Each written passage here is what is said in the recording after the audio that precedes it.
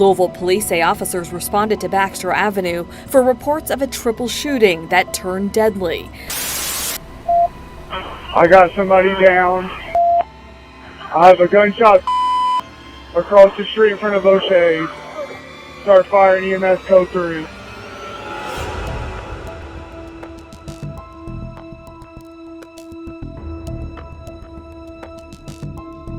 In the early hours of August 11th, 2024, gunfire erupted along Baxter Avenue, one of Louisville's busiest nightlife corridors. The street, usually filled with bar hoppers and college students, became the scene of an ambush. Another man died at the hospital.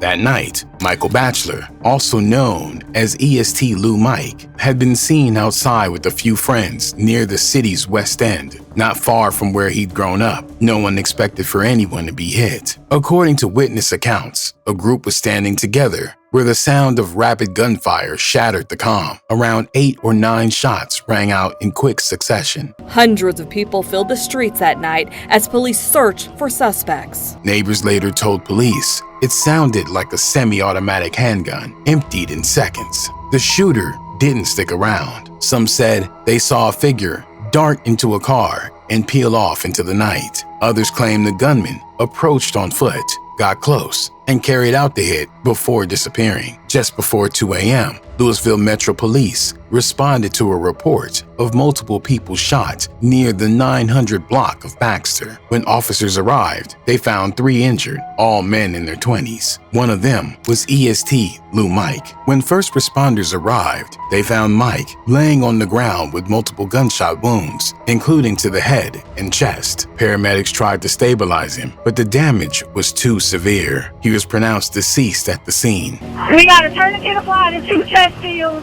We're gonna have to start clearing the street. Before that fateful night, Mike had been a voice for Louisville streets, a product of its pain and a symbol of its ambition, and his catalog was growing fast. In 2023, he appeared on the group compilation Shiners Are Forever, and all that time, he was releasing solo tracks. His lyrics were aggressive, unapologetic, and often personal, touching on loyalty, survival, and the blurred lines between music and street life. But while Mike's ties to EST led him to success, they would also lead to controversy. The authorities say they are all members of a gang known as Everybody Shines Together, or EST.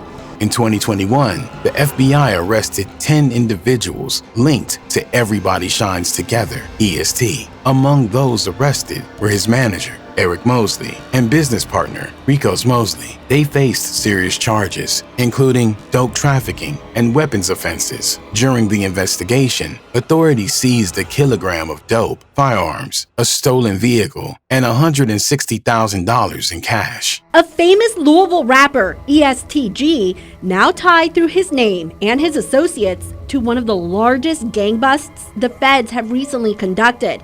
The U.S. Attorney's Office naming the street gang on their press release as Everybody Shine Together, or EST. That same year, his label, Everybody Shines Together Entertainment, LLC, posted bond for Kevon Lawless, who was later found guilty for the hits of a father and his 3-year-old daughter. By 2024, the EST crew were some of the biggest names out of Louisville, but some claimed EST had started to feel boxed in, according to online commentary, including a video by Barberson TV. G was struggling to book shows at the rate he was used to. The reason, they said, wasn't him. It was Yo Gotti, who owned his label. Over the years, Yo Gotti had garnered a negative reputation based on some of the criminal activity he was allegedly being involved in. When Young Dolph was gunned down in broad daylight in 2021, many believed it wasn't random. 2 men were arrested for the hit, but rumors pointed higher, specifically to Gotti's brother, Big Jook.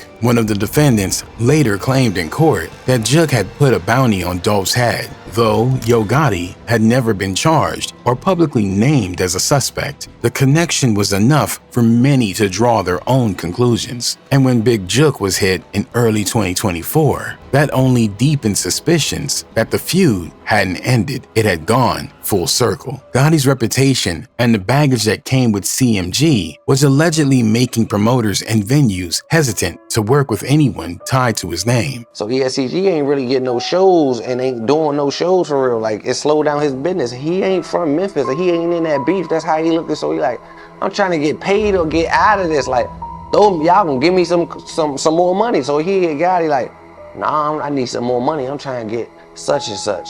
Gotti like, nah, we already paid you up front. You owe us this on the back end. You in the negative. So they get into a little argument. He a street nigga. He like, woo, but he ain't gonna get too far there with Gotti. Gotti is super duper millionaire. You know what they playing with and what's going on out in the world. Barberson TV went further, claiming EST had quietly tried to exit his CMG contract. When Gotti said no, Gee allegedly removed all CMG affiliations from his social media, an industry signal that relationships behind the scenes were fractured. Fans noticed, blogs picked it up, and suddenly ESTG's loyalty was under a microscope. But Gee didn't let the rumors run too far. In a short but direct post on Instagram, he fired back. Stop making them fake videos lying about me and Gotti. I love Yo Gotti. It wasn't the first time he tried to set the record straight. In an interview with The Breakfast Club, Gee had already shut down talks of disloyalty, saying, "Me and Gotti locked in. I ain't turning my back on somebody who helped me." Still, for some reason, the damage was done. The removal of CMG from his bio, the quiet gaps in collaboration, and the swirling rumors around show cancellations continued to feed speculation. To those watching closely, the friction seemed real, even if both men publicly denied it. For fans, it raised deeper questions. Was there tension inside CMG? Could business disagreements have made Gee or his circle vulnerable? In July 2024, ESTG headlined a homecoming concert at Louisville KFC Yum Center. Billed as the ESTG and Friends Summer Jam, the event promised performances from major artists like Yo Gotti, Lil Baby, and 42 Doug. But behind the scenes, officials were alarmed. In a letter to the Yum Center's general manager, County Attorney Mike O'Connell raised concerns. "I don't think the vast majority of citizens of Louisville know anything much about ESTG, and if they did, I believe they would overwhelmingly support Mayor Rudy's request to cancel the concert." Despite the warnings, the concert proceeded on July 20th, 2024, under heavy security. LMPD deployed over 80 officers, including SWAT and air units, while the Yum Center hired additional officers and ESTG provided its own security detail. LMPD will provide extra security measures at a rap concert in downtown Louisville this weekend. Louisville rapper ESTG will perform at his Summer Jam event. It's at the KFC Yum Center tomorrow night. Around 1:30 a.m., just blocks from the concert venue, Louisville Metro Police responded to reports of gunfire near the 800 block of West Main Street. There, they discovered 31-year-old Devontae Beach, known in the music world as Big Beach, slumped inside a vehicle riddled with bullets. Emergency responders pronounced him dead at the scene. Also new tonight, police are investigating after a man was found shot inside a car downtown. Just before 1:30 this morning, officers responded to a shooting on West Main Street, not far from the Slugger Museum and Factory.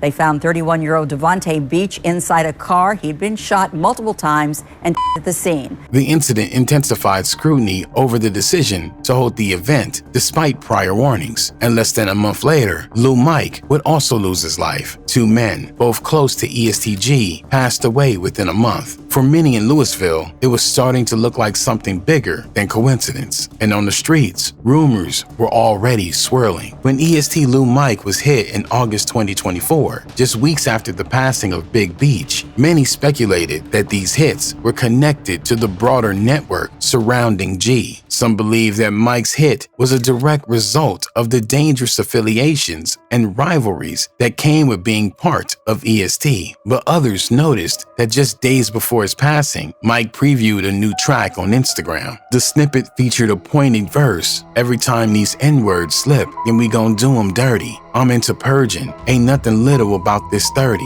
Some believe it was a direct shot at rivals and could have been what provoked his demise. 3 months after the hit of EST Lou Mike, EST Gee broke his silence. He dropped a song called R.I.P. Lou Mike, a somber track that served as a eulogy, a warning, and a statement of loyalty. But it was layered, cryptic, and the lyrics left listeners with more questions than answers. The tribute was raw and emotional, honored Lou Mike as someone who didn't run, but the language left space for interpretation, and on social media, speculations exploded. The most talked about lines came just before the 1 minute mark. R.I.P. Lou Mike took his own life, drawing down on his opponent. Their eyes was closed, so they wouldn't know they just heard the 4 Nick throwing. Even after he fell from shooting himself, you scared to walk down on him. On the surface, it sounded like G was saying Lou Mike shot himself, but some fans didn't take it that literally. In street slang, took his own life drawing down doesn't necessarily mean self-destruction. It's a way of saying he passed away trying to defend himself, that he knew